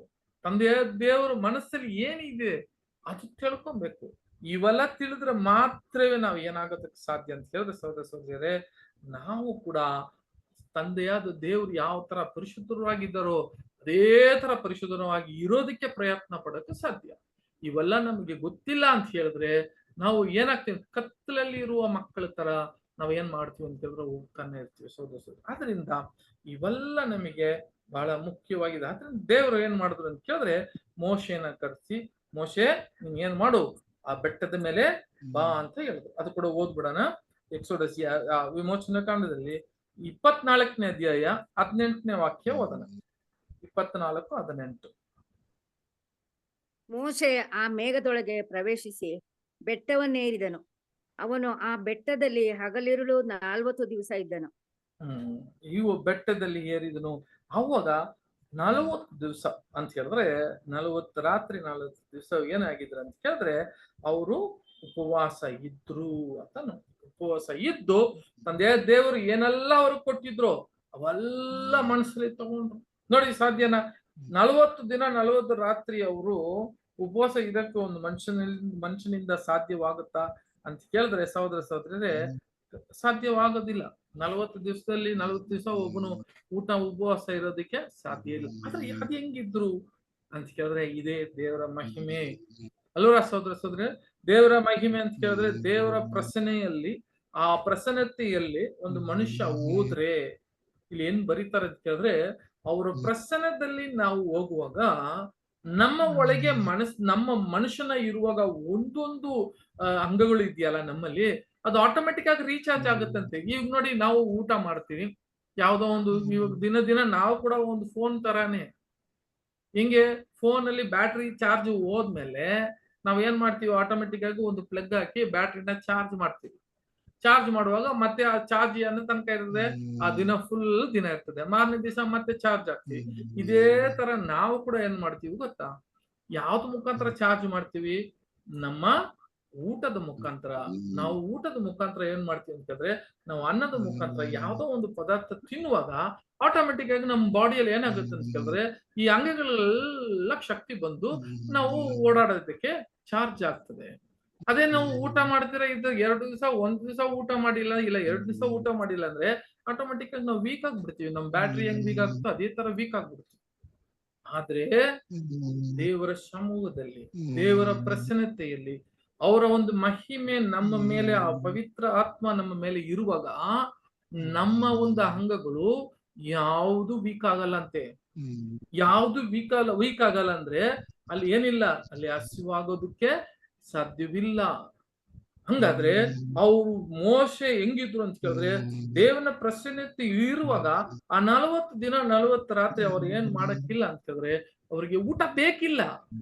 ಇದೇ ನೋಡಿ, ಬರುವ ರಾಜ್ಯದಲ್ಲಿ, ಬರುವ ಕಾಲದಲ್ಲಿ ನಮಗೆ ಏನಿಲ್ಲ ಅಂತ ಕೇಳಿದ್ರೆ, ಈ ತರ ದೇವರ ಪ್ರಸನ್ನೆಯಲ್ಲಿ ಇರುವಾಗ ನಮಗೆ ಊಟ ಬಹಳ ಮುಖ್ಯ ಇಲ್ಲ. ದೇವರ ಮನುಷ್ಯನೇ ದೇವನ ಸೃಷ್ಟಿ. ಇದೇ ಒಂದು ರೀತಿ ಕ್ರಿಸ್ತನಲ್ಲಿ ನೋಡ್ಬೇಕಾದ್ರೆ, ಯೇಸು ಸ್ವಾಮಿ ಇಲ್ಲಿ ಬರುವಾಗ ಅವರ ಒಂದು ದೀಕ್ಷಾಸ್ಥಾನ ಮುಖಾಂತರ, ದೀಕ್ಷಾಸ್ಥಾನ ಆದ ತಕ್ಷಣವೇ ಅವರಿಗೆ ಅಡವಿಗೆ ಮತ್ತೆ ಹೋಗ್ತಾರೆ. ಅಡವಿಗೆ ಹೋಗುವಾಗ ಅವರಿಗೆ ಒಂದು ಶೋಧನೆ ನಡೀತದೆ. ಆ ಶೋಧನೆಯಲ್ಲಿ ಕ್ರಿಸ್ತನು ಮತ್ತೆ ಒಂದು 40 ದಿವಸ 40 ರಾತ್ರಿ ಅವ್ರು ಕೂಡ ಏನಾಗಿದ್ದಾರೆ ಅಂತ ಕೇಳಿದ್ರೆ ಉಪವಾಸ ಇದ್ರು. ಹೆಂಗೆ? ದೇವನ ಪ್ರಸನ್ನತೆ ಇತ್ತು ಅವರಲ್ಲಿ ಇರುವಾಗ ಅವ್ರಿಗೆ ಊಟ ಬೇಕಿರ್ಲಿಲ್ಲ. ಆದ್ರೆ ಕ್ರಿಸ್ತನು ಹೊರಗಡೆ ಬರುವಾಗ ಅವ್ರಿಗೆ ಹೊಟ್ಟೆ ಹಸಿವಾಯ್ತು. ಹೆಂಗೆ? ದೇವನ ಮಧ್ಯದಲ್ಲಿ, ಆ ಒಂದು ಸಮೂಹದಲ್ಲಿ ಅವ್ರ ಪ್ರಸನ್ನದಿಂದ ಬಿಟ್ಟು ಬರುವಾಗ ಅವ್ರಿಗೆ ಏನಾಯ್ತು ಅಂತ ಕೇಳಿದ್ರೆ ಹೊಟ್ಟೆ ಹಸಿವಾಯ್ತು. ಅದೇ ತರ ಕೂಡ ಸಹೋದರ ಸಹೋದರಿಯರೇ, ಇಲ್ಲಿ ನಮಗೆ ಕೂಡ ಒಂದು ಛಾಯವಾಗಿ ದೇವರ ಮಕ್ಕಳು ಅಂತ ಬರೀತಾರೆ.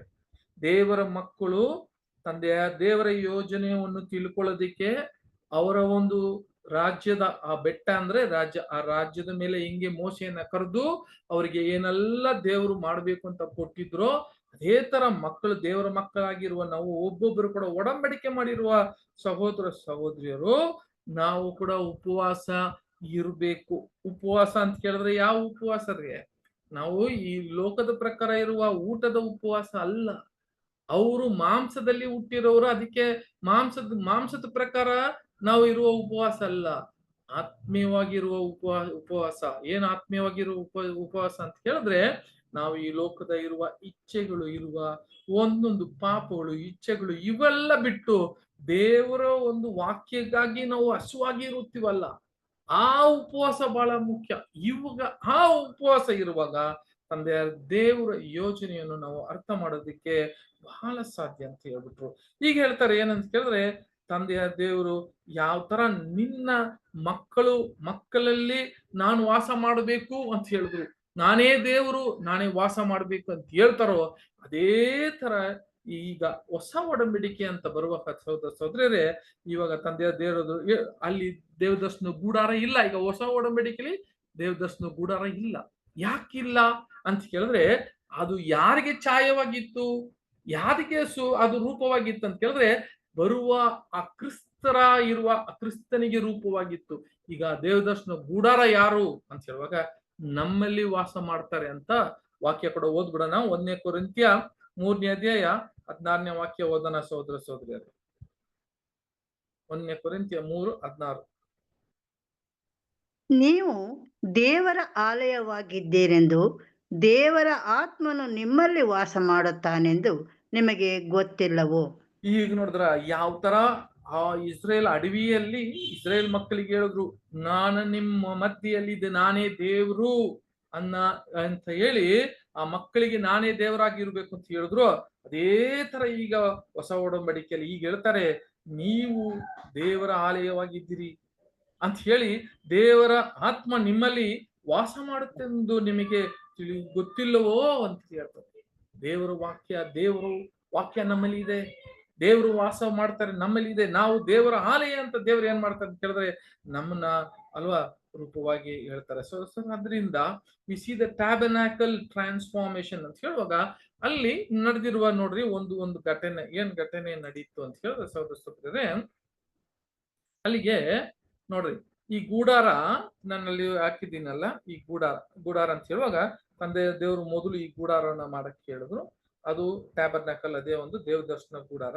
ಇದು ಫುಲ್ ಸ್ಟೋರಿ ಈಗ ಏನಕ್ಕೆಪ್ಪ ದೇವದರ್ಶನ ಗೂಡಾರ ಇಲ್ಲಿ ಕೊಟ್ಟಿದ್ದಾರೆ ಅಂತ ಕೇಳಿದ್ರೆ, ಅದನ್ನ ಯಾವ ತನಕ ಆ ದೇವದರ್ಶನ ಗೂಡಾರ ಕಾಯ್ತಾ ಇದ್ದಾರೆ ಅಂತ ಕೇಳಿದ್ರೆ ತಂದೆಯ ದೇವರು ಈ ಗೂಡಾರ ಏನಾಗ್ಬೇಕು ಅಂತ ಕೇಳಿದ್ರೆ ನಿತ್ಯವಾಗಿ ಇರುವ ಮನೆಯನ್ನು ಆಗ್ಬೇಕು ಅಂತಾನೆ ಈ ಗೂಡಾರ ಅಂತ ಹೇಳಿದ್ರೆ ಏನು, ಟೆಂಪ್ರವರಿ ಅಂತ ಅರ್ಥ ಅಲ್ವರ, ಟೆಂಪ್ರವರಿ ಅಂತ ಅರ್ಥ. ಆ ಟೆಂಪ್ರವರಿ ಏನಾಗ್ಬೇಕು, it should become a building of God. A tabernacle, a temporary tent ಏನಾಗ್ಬೇಕಂದ್ರೆ ತಂದೆಯ ದೇವರ ಒಂದು ನಿತ್ಯವಾಗಿ ಇರುವ ಒಂದು ಮನೆಯಾಗಿ ಮಾರಬೇಕು. ಪ್ರೆಸೆಂಟ್ ಬಂದು ಟ್ಯಾಬರ್ನಾಕಲ್, ಒಂದು ಟೆಂಟ್ ಗ್ಲೋರಿಫೈಡ್ ಅಂದ್ರೆ ಮಹಿಮೆ ರೂಪದಲ್ಲಿ ಇರುವ ಸಭೆ ಅಂತ ಹೇಳುವಾಗ ಅದು ಯಾವ್ದಪ್ಪ, ಸಾಲಮನ್ ಕಟ್ಟಿದ ಒಂದು ಆಲಯ ಅಲ್ವಾ. ನೋಡಿ ಅಡವಿಯಲ್ಲಿ ಇರುವಾಗ ಆ ಗಾಸ್ಪಲ್ ಏಜ್, ಅಡವಿ ಅಂತ ಹೇಳುವಾಗ ಅಡವಿಯಲ್ಲಿ ಇರುವಾಗ ಆ ಗಾಸ್ಪಲ್ ಏಜು ಅಂದ್ರೆ ಸುವಾರ್ತೆ ಕಾಲ. ಆದ್ರೆ ಈ ಸುವಾರ್ತೆ ಕಾಲದಲ್ಲಿ ಇರುವ ಈ ಸಭೆ ನಿಮ್ಮೆಲ್ಲೇ ನಾನು ವಾಸ ಮಾಡ್ತೀನಿ ಅಂತ ತಂದೆಯ ದೇವರು, ನೀವೇ ದೇವರ ಆಲಯ ಅಂತ ಹೇಳಿದ್ರು. ಈ ಸಭೆ ಏನಾಗ್ಬೇಕು ಅಂತ ಕೇಳಿದ್ರೆ ನಿತ್ಯವಾಗಿ ಇರುವ ಒಂದು ಮನೆ, ಅದು ತಂದೆಯ ದೇವರಿಗೆ ನಿತ್ಯವಾಗಿರುವ ಒಂದು ಫ್ಯಾಮಿಲಿ, ಒಂದು ಕುಟುಂಬವಾಗಿ ಅವರು ಮಹಿಮೆಯಿಂದ, ನಾನು ಹೇಳ್ದಲ್ಲ ಮುಂಚೆನೆ, ಯಾರು ಕರೆದ್ರು ಅವರು ನೀತಿವಂತನಾಗ ಆಗ್ತಾರೆ, ಯಾರು ನೀತಿವಂತರಾಗ ಮಾಡಿದ್ರು ಅವ್ರನ್ನ ಮಹಿಮೆ ಪಡುವ ಆ ಸ್ಥಳಕ್ಕೆ ತಂದೆಯ ದೇವರು ಅವ್ರನ್ನ ಮಾರ್ಪಡಬೇಕು ಅಂತ ನೋಡ್ತಾ ಇದ್ದಾರೆ ಸಹೋದರ ಸಹೋದರಿ. ಅದಕ್ಕೆ ಸಹೋದರ ಸಹೋದರಿ ನೋಡ್ಬೇಕಾದ್ರೆ ಇವಾಗ ನೋಡ್ರಿ ತಂದೆ ದೇವರು ಒಂದು ಅಳತೆಯನ್ನು ಕೊಟ್ರು. ಯಾವ್ದಕ್ಕೆ, ಈ ದೇವದರ್ಶನ ಗೂಡಾರಿಗೆ ಒಂದು ಅಳತೆಯನ್ನು ಕೊಟ್ರು. ಏನ್ ಅಳತೆ ಕೊಟ್ರು ಅಂತ ಕೇಳಿದ್ರೆ, ಯಾರಿಗಾದ್ರೆ ಗೊತ್ತಿದ್ಯಾ ಎಷ್ಟು ಅಳತೆ ಅಂತ ಕೇಳುವಾಗ ಇದ್ ನೋಡ್ರಿ, ಇಲ್ಲಿಂದ ಇದೆಲ್ಲ ಬೇಸಿಕ್, ಇನ್ನ ನಾವು ಒಳಗಡೆ ಹೋಗಿಲ್ಲ, ಬರೀ ಒಂದು ಓವರ್ ವ್ಯೂ ಮಾತ್ರ ಮಾಡ್ತೀವಿ ಅಲ್ವಾ. ದೇವದರ್ಶನ ಗೂಡಾರದಲ್ಲಿ ಆ ಕಾಂಪೌಂಡ್ ಇತ್ತು ಅಲ್ವರ. ಈ ಕಾಂಪೌಂಡ್ ಎಲ್ಲ ನೀವು ಬೇಕಾದ್ರೆ ಬರ್ತಿ ಇಟ್ಕೊಳ್ರಿ. ಈ ಕಾಂಪೌಂಡ್ ಮೊದಲು ಕಟ್ಟಿದ್ದು, ಆ ಕಾಂಪೌಂಡ್ ಎಷ್ಟು ಅಳತೆ ಇತ್ತು ಮೊದಲು ನೋಡ್ಬೇಕಾದ್ರೆ ಇಲ್ಲಿ ನೋಡ್ರಿ, ಆ ಒಂದು 100 ಮೊಳ, ಅದೊಂದು ಕ್ಯೂಬಿಟ್ ಅಂತ ಕೊಟ್ಟಿದ್ದೀನಲ್ಲ, 100 ಮೊಳ. ಈಗ ನೋಡಿದ್ರೆ ಇದು ಲೆಂತ್ ಬಂದು, ಲೆಂತ್ ಎತ್ತರ ಅಂತ ನೋಡುವಾಗ ಅದಕ್ಕೆ 100 ಮೊಳ. ಈ ಕಡೆ ನೋಡುವಾಗ ಆ ಬ್ರೆತ್ ಬಂದು ಅದಕ್ಕೆ 50 ಮೊಳ ಇತ್ತು. ಸೊ 100/50, 100ಗೆ 50 ನೋಡ್ರಿ. 100ಗೆ 50, 100ಗೆ 50 ಜ್ಞಾಪಕ ಇಟ್ಟುಕೊಳ್ಳಿ. ಈ 100ಗೆ 50 ಎಲ್ಲಿ ಇತ್ತು ಅಂತ ಕೇಳಿದ್ರೆ ಇದು ಹೊರಗಡೆ ಅಲ್ಲರ ಇದ ಅಳತೆ. ಅದೇ ತರ ಸಹೋದರ ಸಹೋದರಿಯರೇ,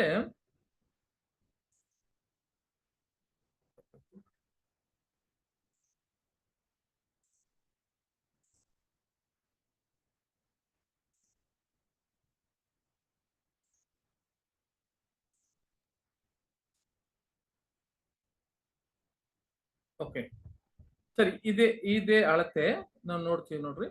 ಸೊ ಈ ಅಳತೆ ಅಂತ ನೋಡುವಾಗ ನೆಕ್ಸ್ಟ್ ಸಹೋದರ ಸಹೋದರರೇ, ಇಲ್ಲಿಂದ ಮೆತ್ತಿಗೆ ಇದನ್ನ ಸ್ಟಾರ್ಟ್ ಮಾಡ್ಬಿಟ್ಟು ಒಳಗೆ ಹೋಗ್ಬಿಡೋಣ ಹಂಗೆ. ಆಮೇಲೆ ನೆಕ್ಸ್ಟ್ ಕ್ಲಾಸಿಗೆ ನಾವು ಹೋಗುವಾಗ ಇದನ್ನ ಅದಕ್ಕೆ ಇದು ಸ್ವಲ್ಪ ಈಸಿ ಆಗಿರ್ತದೆ ನೋಡ್ಬಿಟ್ಟು. ನೋಡ್ರಿ ಇದು ಬಂದು ಕೋರ್ಟ್ಯಾರ್ಡ್ ಅನ್ನುವಾಗ ಇದು ಹೊರಗಡೆ ಇರುವ ಒಂದು ಕಾಂಪೌಂಡ್. ಇದಕ್ಕೆ ಒಂದು ಕಾಂಪೌಂಡ್. ಈ ಕಾಂಪೌಂಡ್ ಅಳತೆ ಏನಂತ ಕೇಳಿದ್ರೆ 100ಗೆ 50, 100/50. ಇಲ್ಲಿ ಸ್ಟ್ರೈಟ್ಗೆ 100. ಇದೆಲ್ಲ ಬಹಳ ಮುಖ್ಯವಾಗಿರುವ ವಿಷಯಗಳೈತೆ, ಇದರಲ್ಲಿ ರಹಸ್ಯಗಳಿದೆ. ಹಂಗಂತ ಹೇಳುವಾಗ 100ಗೆ 50 ಅಂತ ನೋಡ್ತೀವಿ ಅಲ್ವಾ. ನೆಕ್ಸ್ಟ್ ಇಲ್ಲಿ ನೋಡುವಾಗ ಇಲ್ಲಿ ನೋಡಿ, ಈಗ 100ಗೆ 50 ಅಂತ ಹೇಳುವಾಗ ನಾರ್ತ್ ಸೌತ್ ಈಸ್ಟ್ ವೆಸ್ಟ್, ಇಲ್ಲಿಗೆ 50 ಇರ್ತದೆ. ನಾನು ತೋರಿಸ್ತೀನಿ. ಇಲ್ಲಿಗೆ ಇಲ್ಲಿ ನೋಡಿ, ಇಲ್ಲಿಗೆ 50, ಇಲ್ಲಿ 50 ಇರ್ತದೆ ನೋಡಿ, ಇಲ್ಲಿ ಇದು 50. ಓಕೆ, ಮತ್ತೆ ಇಲ್ಲಿಗೆ 100 ಕ್ಯೂಬಿಟ್ ಇದೆ ಅಲ್ಲಿಗೆ. ಇನ್ನೊಂದು ನೋಡ್ಬೇಕಾದ್ರೆ ಒಳಗೆ ಅಂತ ಹೇಳುವಾಗ ಅಲ್ಲಿ ರೆಡ್ ಕಲರ್ ಕೊಟ್ಟಿದ್ದೀನಲ್ಲ, ಅದೇ ಬಂದು ದೇವದರ್ಶನ ಗುಡಾರ.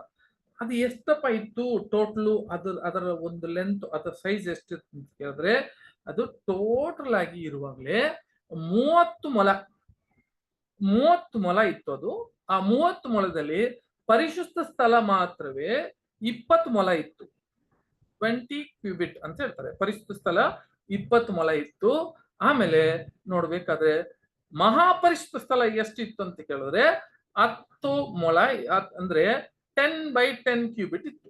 ಇದು ನೋಡ್ರಿ, 20/10, ಇದು 20/10. ಪರಿಶುದ್ಧ ಸ್ಥಳ ಬಂದು 20/10, 20ಗೆ 10 ಇತ್ತು. ಅದರ ಲೆಂತ್ 20 ಇದೆ. ಆಮೇಲೆ ಈ ತರ ಬ್ರೆತ್ ಬಂದು 10 ಕ್ಯೂಬಿಟ್. ಹಂಗಾದ್ರೆ ಮೋಸ್ಟ್ ಹೋಲಿ ನೋಡ್ಬೇಕಾದ್ರೆ ಮೋಸ್ಟ್ ಹೋಲಿ ಅಂಡ್ ಹೋಲಿ ಈ ಎರಡು ಸೇರಿಸಿದ್ರೆ ಎಷ್ಟಿರುತ್ತೆ? 30/10. ಒಳಗಿರೋದ್ ಜ್ಞಾಪಕ ಇಟ್ಕೊಳ್ರಿ, 30/10.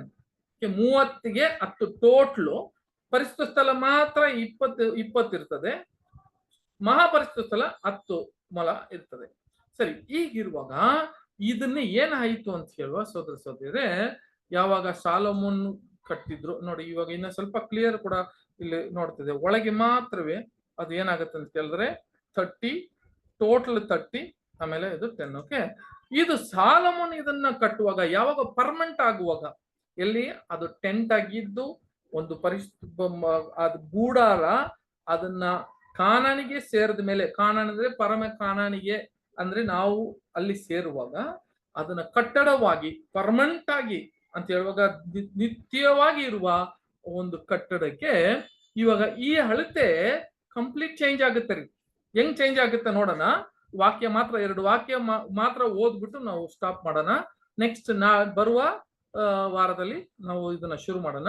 2 ವಾಕ್ಯ ಓದೋಣ. ಹೆಂಗೆ ಈ ಗೂಡಾರ ಆ ಅಳತೆಯನ್ನು, ಆ ಪರಿಪೂರ್ಣತೆಯನ್ನು ಸಾಲೋಮೋನ್ ಕಟ್ಟಿರುವ ಆಲಯಕ್ಕೆ ಅದು ಪರಿಪೂರ್ಣತೆಯಾಗಿ ಇರುವುದು ಹೆಂಗೆ ಅದು ಹೋಲಿಕೆ ಆಗ್ತದೆ ನೋಡೋಣ. ಇವಾಗ ನೋಡಿ, ಫಸ್ಟ್ ಯಾವ್ದು ಓದೋಣ ಅಂತ ಕೇಳಿದ್ರೆ ವಿಮೋಚನಾ ಕಾಂಡದಲ್ಲಿ 26ನೇ ಅಧ್ಯಾಯ 16ನೇ ವಾಕ್ಯ ಓದೋಣ ಸಿಸ್ಟರ್. ಒಂದು 3 ವಾಕ್ಯ ಮಾತ್ರ ಓದ್ಬಿಟ್ಟು ನಾವು ಸ್ಟಾಪ್ ಮಾಡಿ ನೆಕ್ಸ್ಟ್ ವೀಕ್ ಇದನ್ನ ಕಂಟಿನ್ಯೂ ಮಾಡೋಣ.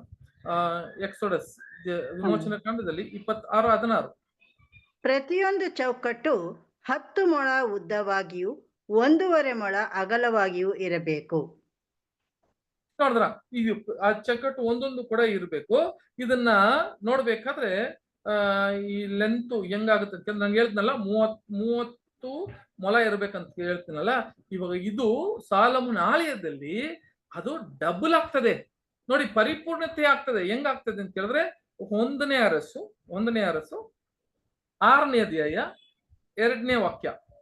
First king 6th chapter 2nd verse.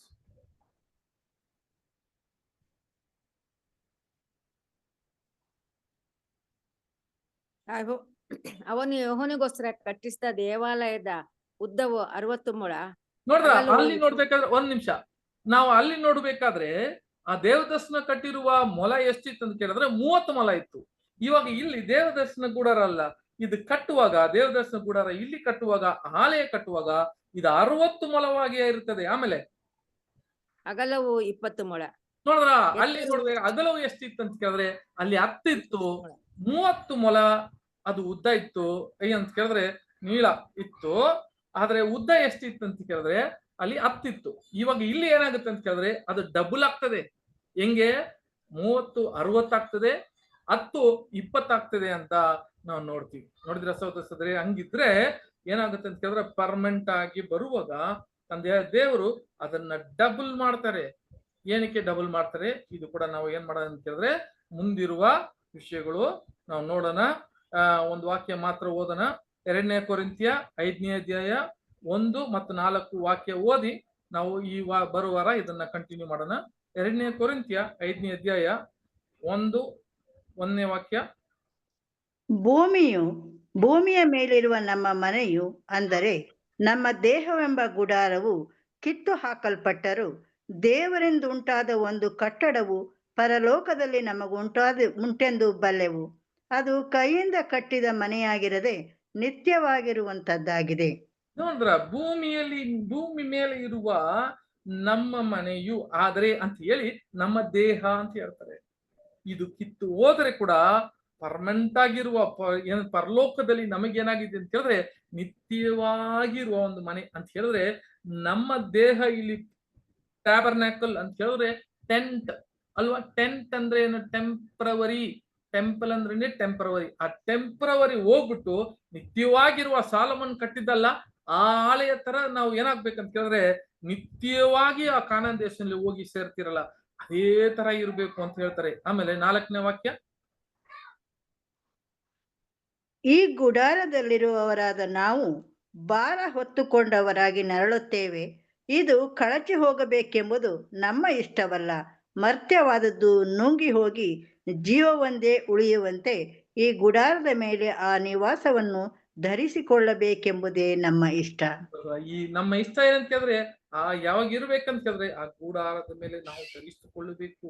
ತಂದೆ ದೇವರು ನಾವು ಇಷ್ಟಪಡೋದು ಏನಂತ ಹೇಳಿದ್ರೆ ನಮ್ಮ ಒಂದು ದೇಹ ಇಲ್ಲಿದ್ದ ದೇಹವನ್ನ ಬಿಟ್ಟು ನೂತನ ಸೃಷ್ಟಿಯಾಗಿ ಅವರು ನಿತ್ಯವಾಗಿ ಇರುವ ಆ ಒಂದು ಆಲಯ ಕಟ್ಟಬೇಕು ಅಂತಾನೆ ಕಟ್ಟಲ್ಪಟ್ಟು ಬರ್ತಾ ಇದೀವಿ ಅಂತ ತಂದೆ ದೇವರು ಹೇಳ್ತಾರೆ. ಹಾಗಿರುವಾಗ ಇದು ಇಂಟ್ರಡಕ್ಷನ್ ಮಾತ್ರ, ಓವರ್ ವ್ಯೂ, ಇನ್ನ ಒಳಗೆ ಹೋಗಿಲ್ಲ. ನಾವು ಏನು ವಿಷಯ ಅಂತ ಗೊತ್ತಾಗ್ಬೇಕು ಅಂತ ಹೇಳಿದ್ರೆ ಹೆಂಗೆ ಆ ಒಂದು ದೇವದರ್ಶನ ಕೂಡಾರ ಅದು ಗೂಡಾರವಾಗಿದ್ದು ಒಂದು ಆಲಯ ಕಟ್ಟಡವಾಗಿ ಮಾರಿತ್ತೋ ಅದೇ ತರ ನಾವು ಈ ನೂತನ ಸೃಷ್ಟಿಯಾಗಿರುವ ನಾವು ಈ ಒಂದು ಪಾಪದಲ್ಲಿ ಇರುವ ನಮ್ಮ ಮಾಂಸ ನಾವು ಏನು ಪರಲೋಕದಲ್ಲಿ ಹೋಗಿ ನಿತ್ಯವಾಗಿ ಸೇರೋದಿಕ್ಕೆ ದಾರಿ ಏನು, ಯಾವ ತರ ನಾವು ಕಟ್ಟಬೇಕು ಅಂತಾನೆ ಈ ಒಂದು ವಿಷಯವನ್ನು ಮುಂದೆ ನಾವು ಸ್ಟಡಿ ಮಾಡಕ್ಕೆ ಹೋಗ್ತೀವಿ. ಒಂದೊಂದು ವಿಷಯ ಕೂಡ ಯಾವ ತರ ಕಟ್ಟಿದ್ರು, ತಂದೆ ದೇವರು ಏನೆಲ್ಲ ಮಾಡಿದ್ರು, ನಮಗೆ ಯಾವ ತರ ಒಂದು ಆಶೀರ್ವಾದವನ್ನು ಕೊಡ್ತಾರೆ ಅಂತ ಮುಂದೆ ನಾವು ನೋಡೋಣ. ತನಕ ದೇವರು ನಿಮ್ಮನ್ನ ಆಶೀರ್ವದಿಸಲಿ. ಈ ಒಂದು ವಾಕ್ಯವನ್ನು ಸಂದೇಶವನ್ನು ಕೇಳಿದಿಕ್ಕೆ ನಾವು ಕೃತಜ್ಞತೆ ಹೇಳಿ ಈ ಪಾಠವನ್ನು ಮುಗಿಸ್ತೀನಿ. ಮುಂದೆ ಭಾಗ ನಾವು ತೊಡರೋಣ. ಆಮೇನ್.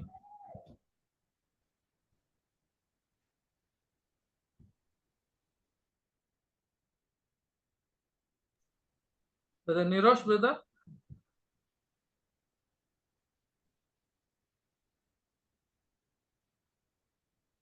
ನಿರೋಶ್,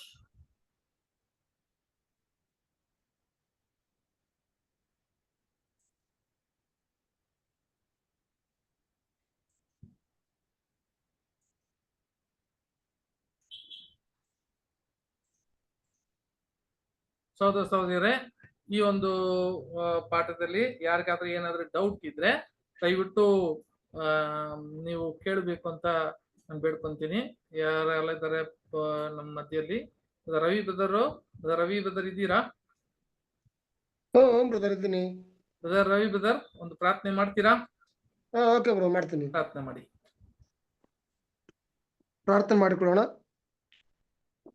ನಮ್ಮನ್ನು ಬಹಳವಾಗಿ ಪ್ರೀತಿ ಮಾಡುವ ನಮ್ಮ ಪರಿಶುದ್ಧ ಪರಲೋಕದ ತಂದೆ ಯೆಹೋವ ದೇವರೇ, ಮತ್ತೊಂದು ಆವಾರ್ತೆ ನಿನ್ನ ಕೃಪಾಸನದ ಬೆಳಗ್ಗೆ ಬಂದು ನಾವು ಪ್ರಾರ್ಥಿಸುವವರಾಗಿದ್ದೇವೆ. ತಂದೆಯೇ, ಪಾಪಿಗಳಾದ ನಮ್ಮನ್ನು ದೇವರೇ ಈ ಬುಧವಾರದ ಸಂಜೆ ವೇಳೆಯಲ್ಲಿ ಒಟ್ಟಾಗಿ ಸೇರಿಸಿ ಈ ದೇವದರ್ಶನ ಗುಡಾರದ ವಿಷಯವಾಗಿ ಅದರಲ್ಲಿ ಅಡೆಯಿರುವಂಥ ಅನೇಕ ನಿಮ್ಮ ಸತ್ಯ ಗುಡಾರ್ಥಗಳನ್ನು ದೇವರೇ ನಾವು ಬಂದು ಕಲೀಲಿಕ್ಕೆ ನೀ ಕೊಟ್ಟಂತ ನಿನ್ನ ಮಹಾಕೃಪೆಗಾಗಿ ಸ್ತೋತ್ರ. ಬಂದಿರುವಂಥ ಸಹೋದರಗಳನ್ನು ಕೂಡ ದೇವರ ವಿಶೇಷವಾಗಿ ಆಶೀರ್ವಾದ ಮಾಡ್ರಿ. ಇದನ್ನ ಕಲಿಸಿಕೊಟ್ಟಂತ ಜಾನ್ ರಾಡ್ ಬ್ರದರ್ನು ಕೂಡ ವಿಶೇಷವಾಗಿ ಆಶೀರ್ವಾದ ಮಾಡ್ರಿ. ಅವ್ರ ಕುಟುಂಬವನ್ನು ಕೂಡ ಆಶೀರ್ವದಿಸಿದ್ದೇವ್ರೆ. ಇನ್ನು ದೇವದರ್ಶನ ಗುಡಾರದಲ್ಲಿರುವಂಥ ಅನೇಕ ನಿಮ್ಮ ಗುಡಾರ್ಥಗಳು ಸತ್ಯಗಳನ್ನು ದೇವರೇ ಆಳವಾದ ಸಂಗತಿಗಳನ್ನ ದೇವರೇ ನಮ್ಮ ಮುಂದಿನ ವಾರ ನಾವೆಲ್ಲರೂ ಕೂಡ ಚಾಚು ತಪ್ಪದೆ ಬಂದು ಸ್ವಲ್ಪ ಸಮಯ ನಿಮ್ಮ ವಾಕ್ಯಗಳನ್ನ ನಾವೆಲ್ಲರೂ ಕೂಡ ಕಲಿತು ನಿಮ್ಮ ಒಬ್ಬನೇ ಮಗನಾದ ಯೇಸು ಕ್ರಿಸ್ತನ ಹೆಜ್ಜೆ ಜಾಡಿನಲ್ಲಿ ನಾವು ಸಭೆಯಾಗಿ ಓಡುವಂತೆ ನಮ್ಮೆಲ್ಲರೂ ಕೂಡ ಬಲಪಡಿಸಿ ನಡೆಸಿ ಎಂಬುದನ್ನು ಬೇಡಿಕೊಳ್ಳೋರಾಗಿದ್ದೇವೆ. ಈ ಕೂಟದ ಆರಂಭದಿಂದ ಹಿಡಿದು ದೇವರೇ ಅಂತ್ಯದವರೆಗೂ ಯಾವೊಂದು ಅಡೆತಡೆ ಇಲ್ಲದೆ ನಮ್ಮ ಪ್ರಾರ್ಥನೆಯನ್ನು ಕೇಳಿ ನೀನು ನಡೆಸಿಕೊಟ್ಟಿದ್ದಕ್ಕಾಗಿಯೂ ನಿಮಗೆ ಕೃತಜ್ಞತೆ ಸಲ್ಲಿಸುತ್ತಾ, ಅಪ್ಪ, ಈ ಚಿಕ್ಕ ಪ್ರಾರ್ಥನೆಯನ್ನು ನಿಮ್ಮ ಪ್ರಿಯ ಒಬ್ಬನೇ ಮಗನು, ನಮ್ಮ ಕರ್ತನು, ರಕ್ಷಕನು, ನಮ್ಮೆಲ್ಲರ ಒಡೆಯನು, ವಿಮೋಚಕನೂ ಆಗಿರುವ ನಜರೇತಿನ ಯೇಸು ಕ್ರಿಸ್ತನ ಪರಿಶುದ್ಧವಾದ ನಾಮದಲ್ಲಿ ಪ್ರಾರ್ಥಿಸಿ ಬೇಡಿ ಹೊಂದಿಕೊಂಡಿದ್ದೇವೆ ನಮ್ಮ ಪರಲೋಕದ ತಂದೆಯೇ. Amen. Thank you brother. Thank you brother. Thank you brother. ಎಲ್ಲ ನಮಸ್ಕಾರ.